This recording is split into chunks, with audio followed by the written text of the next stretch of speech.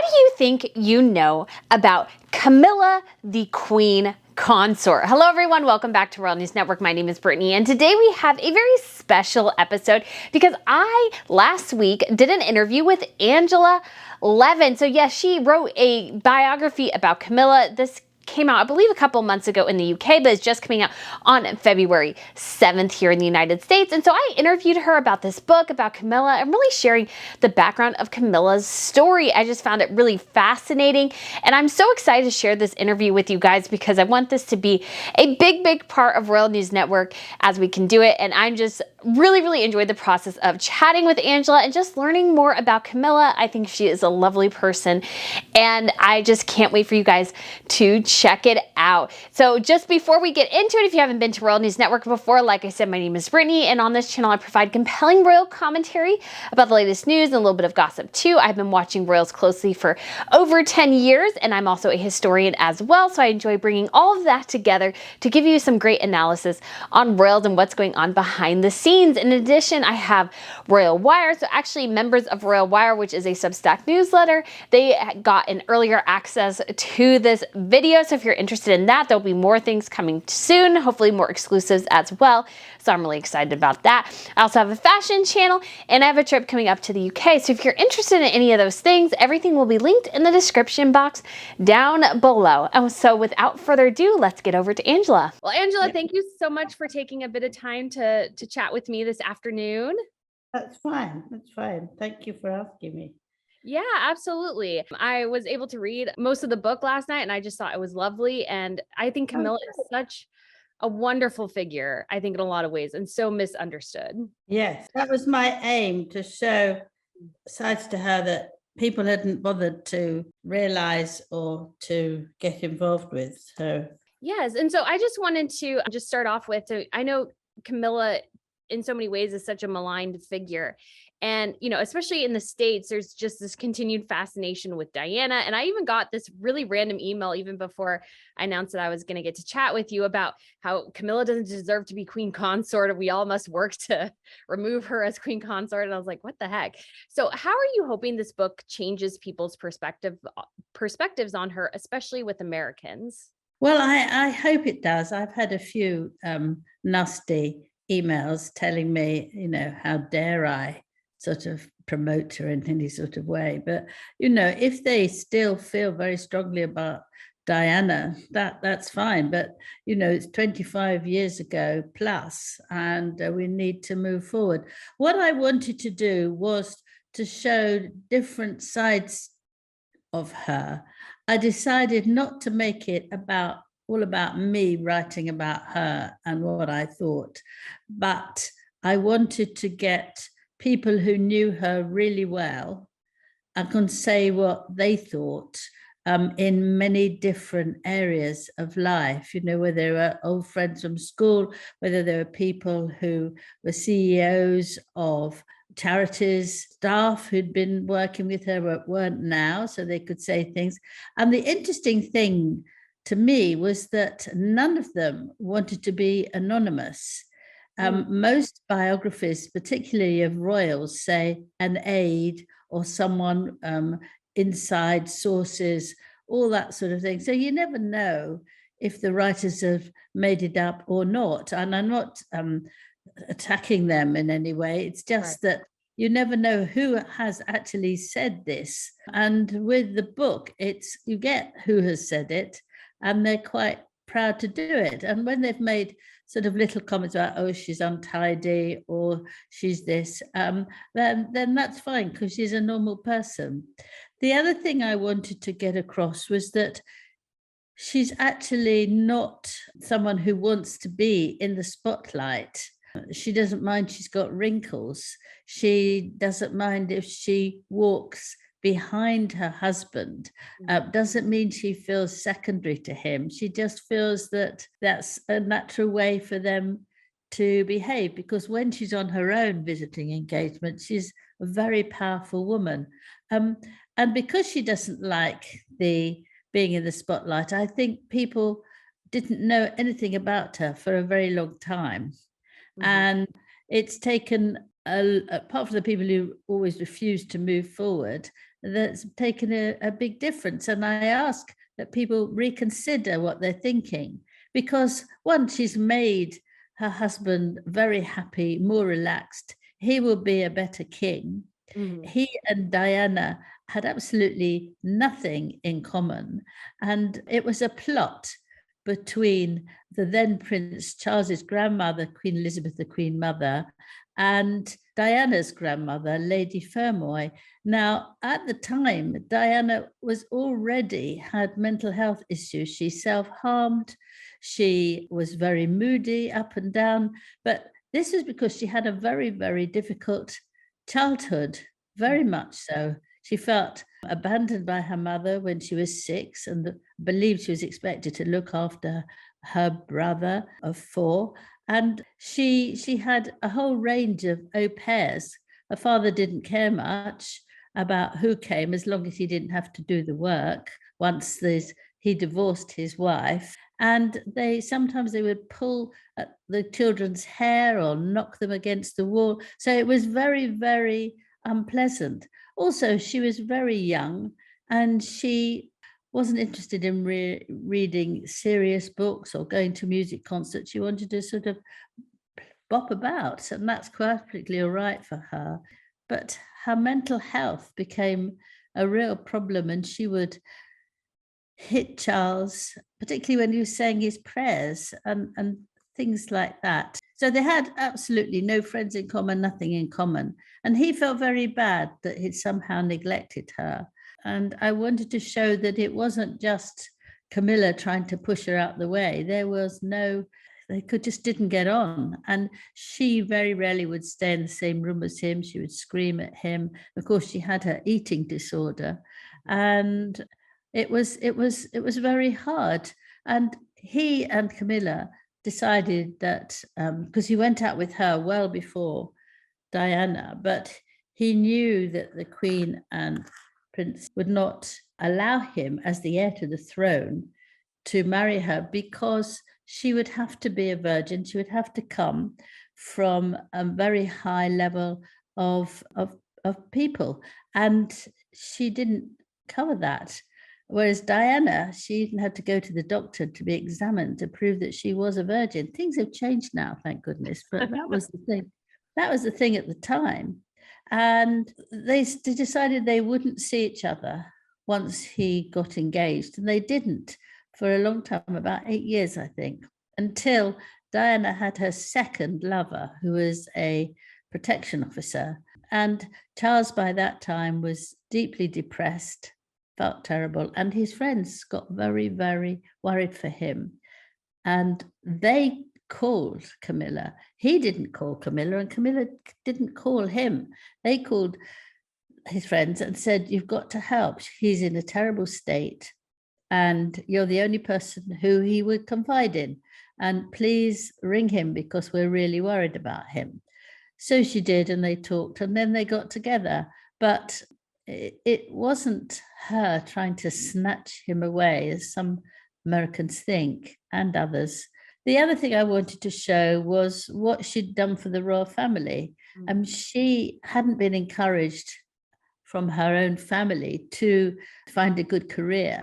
Her mother just felt she would like her to get married, have children, and make nice tea parties and dinner parties. That's a sort of family background she came from. And she just really wanted to love Charles and be there for him. And he said that she was the only person he could confide in and talk to. And they had so much in common. They both loved the countryside. They both loved going to very long walks, even if it's pouring with rain and loads of mud.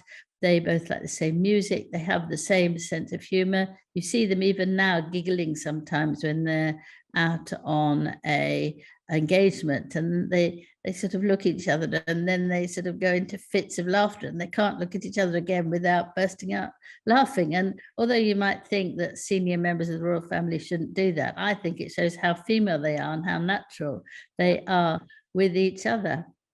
And she's tried very hard to work a lot. And the more she's worked, the more she wants to work because she's realized in her privileged position that she can help lots of people who are in distress. She has done a lot for to protect women from being raped. She's done a lot to try and stop domestic violence. Not the things that the royal family would have done because they feel a bit uncomfortable with, that sort of thing. But she's not uncomfortable. And she's done marvelous jobs, particularly during the COVID, because, it was bad enough for everyone to stay at home with people that they loved. But if you couldn't stand each other, then it was a very dangerous situation. And she did a lot to help the children in that and also the people concerned. And yeah, that was very good. And her other thing is that she's a huge reader and she feels that literacy is very important. Her father, who was very highly thought of in the army, read to her a lot. And she became very, very keen on reading. And she tries to encourage people all around the country and the world to encourage their children to read. She puts up parties. She takes lots of them on a bus with the author ringing the bells. And she tries to make reading very important because she feels that if children can read, it's the opening door to anything they really want to do. What do you think would surprise people the most about Camilla based on the time that you've spent with her? I think they were surprised that actually she's a very nice woman. She's got this great sense of humor. She makes you feel incredibly relaxed with her. I went to lots of engagements and you just feel that she's just very interested in you, and that she's very easy to talk to. And King Charles has said that, he can get somebody's whole life story out in 10 minutes, not to be rude, but because she's really interested. She's very, very interested in people, whether they're children or old people or anyone. And she's not snobby. She doesn't behave in a snobby way. And it was very interesting because as I spoke to loads and loads of people who'd worked with her or friendly with her, I'd say, how has she changed since she married Charles? And they said, she hasn't changed. And I got a bit fed up with this because I said to them, I can't just have that sentence going through with everybody who speaks. I mean, the public, people who buy it, read it, will think, oh gosh, not someone else saying that she hasn't changed it. But it's quite obvious that she hasn't. And she's just very down to earth, but good fun. And I think they expected some, nasty wit, really. And what I love as well is I feel like there's a great relationship that I see, and you touch on it a bit in the book, between Catherine and Camilla, because I love that there was just a really genuine smile and a sense of joy on Catherine's face when she saw Camilla get her Order of the Garter robes and everything last year. And so how do you think their relationship has been strengthened since the Queen's death? I think it's been a growing relationship for a long time. And what people didn't know was that when Catherine got married to William, in 2011, I think it was, she offered to help her get used to living in a royal palace and what was expected, what the precedents are, which ones are important, which ones you can skip over. And it was very difficult for William to do this because he'd grown up there. He didn't really know what she would need. And so Camilla took her out for lunch, and she sometimes brought her daughter so that it could make it a more informal. And she gave her lots of clues and things. And Catherine was incredibly grateful for all those sort of small things that make a big difference. And so you don't get upset about certain things and you realize what's expected of you. And although William obviously wasn't delighted that he had a stepmother who had been with Charles, before even he knew Diana, their mother, but she wasn't trying to get Catherine's love to show how clever she was, but she just wanted to help her. And they also have a lot in common. William isn't interested in the arts, and she and Charles are. And so sometimes they go off in a threesome, and sometimes she and Camilla go off. They're very busy, of course, so they don't have that much time. But I think the reason they've got close together is the reason that all the senior royals have got close together, because Harry and Meghan have been so horrible about them that you actually need the support and show respect for the rest of the royal family. And they all loved the Queen, and they were all devastated when she went. Although somebody's not going to live forever, you think when they're really old that they can't go because they're so important in your life. And so they've come together more than they were, and that makes the relationship stronger. And how have you seen them be reacting to, everything released in Harry's memoir, and everything I'm sure was very hurtful? How has the family been processing this memoir that he's released? The way they've been handling it, I don't know if any of them have read it. I don't suppose they have, but they may have heard or read snippets, is to just get on with their job. There is a load to do after the Queen, because the titles are different, the palaces are different, their Christmas was different, and the coronation will be different.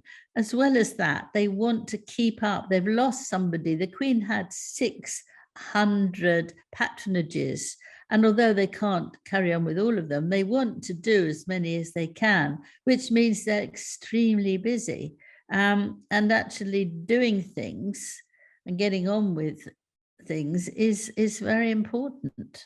And actually very helpful, practical things when you're upset. It takes your mind off all that.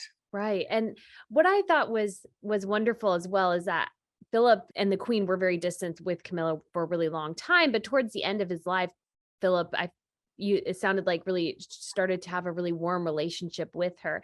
So how do you think he helped Camilla prepare for her role as consort? Yeah, this is very interesting, because after he died, she said that she watched him very carefully about how he managed as a consort. Of course, Philip was a consort. They just didn't call him a consort. The consort is the partner to the monarch. And she watched him, and she saw that he was very respectful. He also stepped back, but that didn't mean he felt inferior either, or the other way around. He didn't, she didn't. And he just got on with things. And if there was a difficulty, he just got on with whatever he had to do. He didn't wallow in misery. He didn't whine. He didn't complain. He just got on with it. And he was a great help and a backbone for the late Queen Elizabeth. And I believe very firmly that Camilla will be the same type of backbone for King Charles. They need the support, because it's a huge burden that the monarch carries. And they can't trust many people, and they need someone to trust, or someone to say maybe. I mean, Camilla doesn't think it's a 50-50 job. She doesn't want half and he does the other half. She's just there to support him. And then she does all the other things as a sideline, as it were. That's her main aim, really, to help him manage, and that he can talk things through, and she can make him laugh. Well, laughter is very, very important. It's good for the soul. And just looking at Camilla, how has her relationship with the public changed? Since she's become queen, is it warmer towards her? Obviously, Harry's book has disrupted everybody's popularity polls a little bit, but have people in the UK been able to latch on more to Camilla since she's become Queen's consort? Yes, I think they had actually already latched on to her before the Queen actually died. I think once she and Charles got married, I think they began to see how useful she was and how helpful she was, and that she had a very strong sense of duty, and that she loved the monarchy, and she would work incredibly hard for it. And somebody said to me just the other day that they were against her, and they were sort of amazed that now she is Queen Consort, but yet she thinks she's thoroughly deserves it now. I mean, she's never complained. She's never moaned. Now, all that terrible stuff for over 10 years, where they said that she was the most hated woman in the country, on the world, she never complained. She just was very quiet. She stayed at home and she just waited for things to change. And she got on with doing something that really pleased her. As I said, the more she did it, the more she liked it. And that was helping people who needed it, or children, or old people, parents who had terminally ill children. And she's very, very good at chatting to them with sympathy and understanding. Not the least bit phony. I'm a great one for picking up on phoniness, but not at all, nothing. Just genuine caring and interest. And I think people have seen that, actually, and seen that for themselves, and gradually felt more positive about her. It's been wonderful to see the warmth develop for Camilla. And what I thought was really interesting at the beginning of your book as well is that although it wasn't explicitly said, I've watched royals very closely for about 10 years now. And I thought it was very interesting how you described Camilla as, authentic and family oriented and supportive of her husband, perfectly fine with walking some steps behind him, which I think are qualities that are reminiscent of Catherine as well. And I felt like Meghan, you could almost feel the comparison of Meghan being the exact opposite. Would you agree? And that's perhaps why it just wouldn't have worked with Meghan in the monarchy? Well, Meghan didn't give it a chance. She was preparing to go back as soon as she arrived. She just wanted to get married to Harry, 1, 2, 3, and then go away. It wasn't for her, but she didn't give it a chance. I mean, Camilla asked her out several times. She just didn't want to know. She was offered help by all sorts of people, and she just was above it, which was very silly. But also she, as we can all see, she controls Harry now to a huge extent. And he does what he's told. The way she walks around, he has to leave a conversation in the middle if she's bored. She holds not just his hand, but also his arm, so he can't actually even move away a little bit from her. And she didn't want to walk behind William and Catherine. You walk in a line, like you used to at school long ago. And it's the most senior first, not in age, but in position. And you do it that way. And why should she be walking behind the Queen, behind Prince Charles and Camilla, and behind William? She should be up there in the front. She wanted to make huge changes with the royal family, lots of make it more woke and more up to date. But that might have happened if she'd hung on, but you can't come. I mean, anyone knows if you go into a job that people have been working in for, hundreds of years, they're not going to say, oh, come in, yes, take over. You have to get used to it. I mean, she changed her whole life, and it would take at least a year or two before she could feel comfortable. And she didn't like the protocols at all. She complained when they went to Australia on their first foreign trip abroad, which was terribly important, that she was very miffed that she didn't get paid for that. Well, they were living free. She had expensive dresses, she had as much as she liked and loads of money, and could do an awful lot that she liked in between these engagements. She didn't do many at all. She wasn't here for long enough, but none of that was suitable. She has to win, and she has to be out there at front. She has to be not a leader, but she has to tell everybody what to do. And that doesn't work, especially if you're not the heir's wife or the king's well wife. Also, you see, I mean, there was this thing that she wasn't nice. I don't want to use that word. She wasn't easy to work for. And a lot of people left, and a lot of them were very traumatized by her attitude. And I think that came from somebody who came from a broken, lower middle class background, who thought if she was getting a servant rather than an assistant, and she treated people very badly. That is still going on. I think she's trying to sue against that. but there is a lot of evidence that people find her extremely difficult to work for. She screams and yells. And in the royal family, they treat them almost like family. They're not paid very well, but they work very hard because they want to support the monarchy. So the Queen didn't like the way she was treating people, and some of them who'd been with the Queen, working for the Queen for sort of 20 years, and the Queen passed on to Meghan to give her help, couldn't stand it. So sad. And just looking towards, since we only have a couple more minutes, what I'm super excited about is a coronation later this year. I'm planning on going. What do you think we'll see in this coronation, especially from Camilla? Well, Camilla's going to be crowned queen at the same time as Prince Charles will be. Well, he is King Charles now, but they sort of confirm it.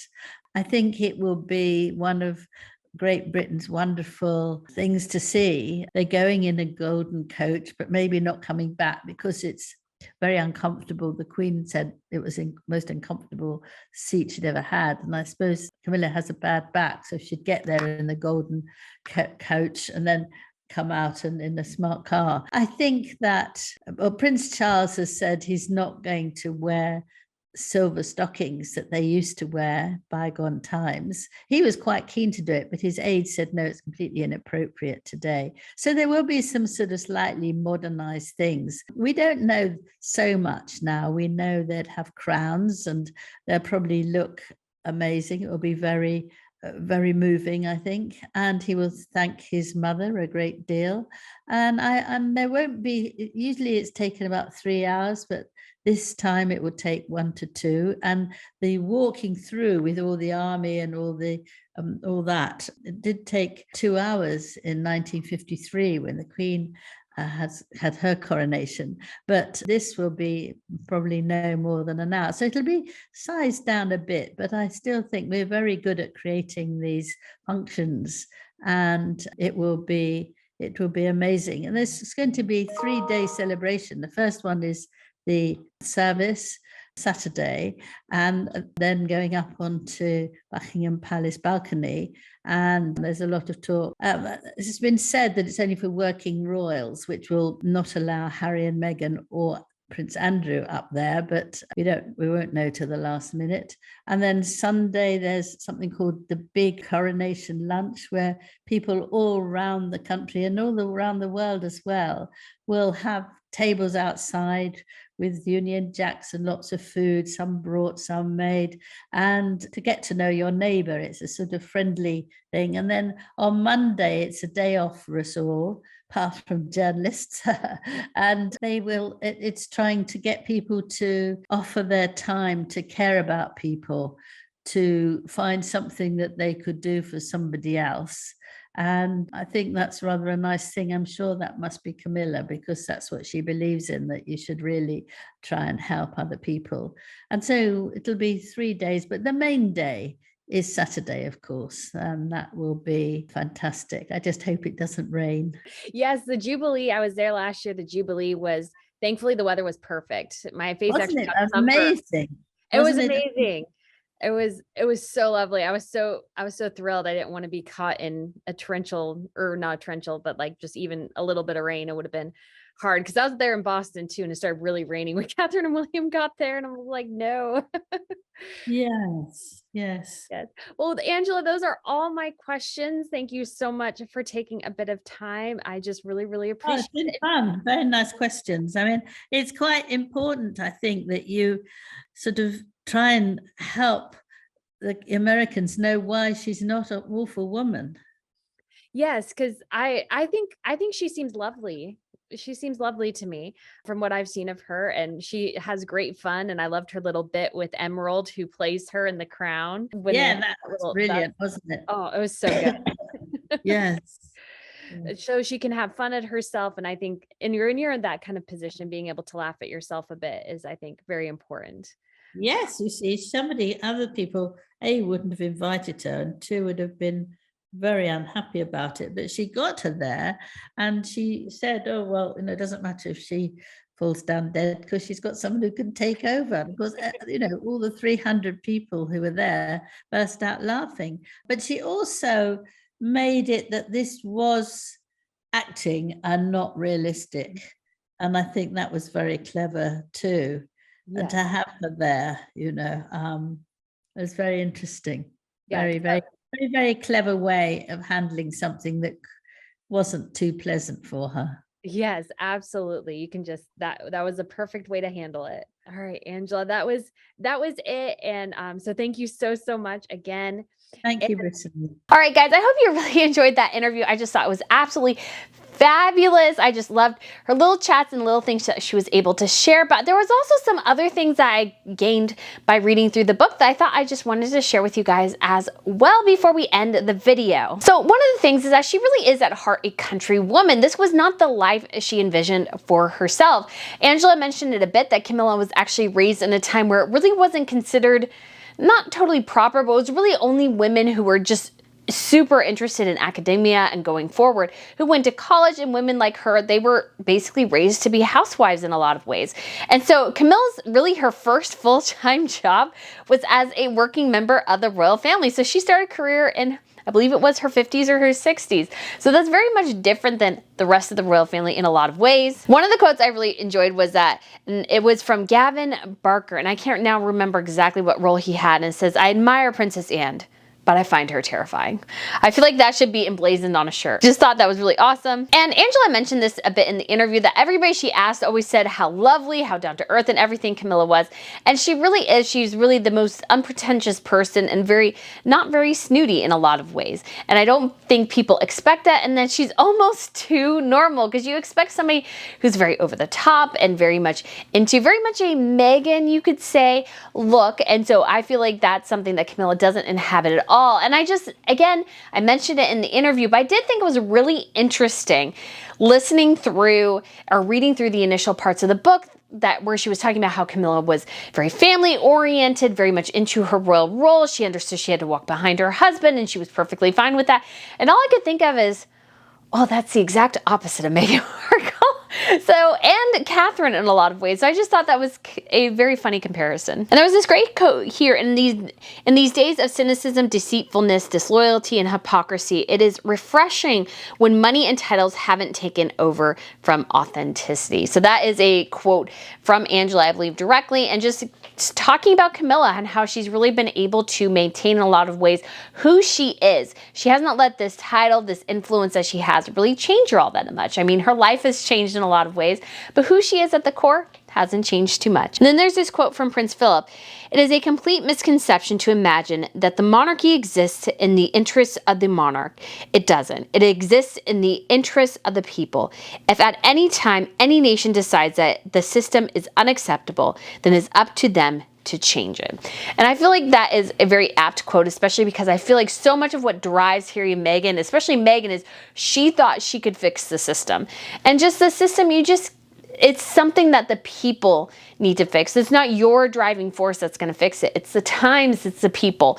And the monarchy, all monarchies really are there to represent the people. And the greater you understand that, I think the better off you are. Apparently, Camilla and Prince Philip, which we mentioned in the interview as well, were able to grow a bit of a close bond, because they do have a unique opportunity, a unique understanding of being the consort to the monarch. Camilla, when she was growing up, she had a very, very stable, loving household. She had a lot of freedoms in a lot of ways, and it was very loving, but it was also very stable as well. And her father was in the war, and he came home, and he had been in a POW camp. He had been extensively injured, so he wasn't really able to work normally, but he was an avid reader, and that was a passion that he has passed on to Camilla, and he was just very, very well regarded in his community. So Angela mentions as well is that the popularity battle that Diana waged against the monarchy and Charles, and then by extension Camilla as well, is something that Harry and Meghan have tried to do.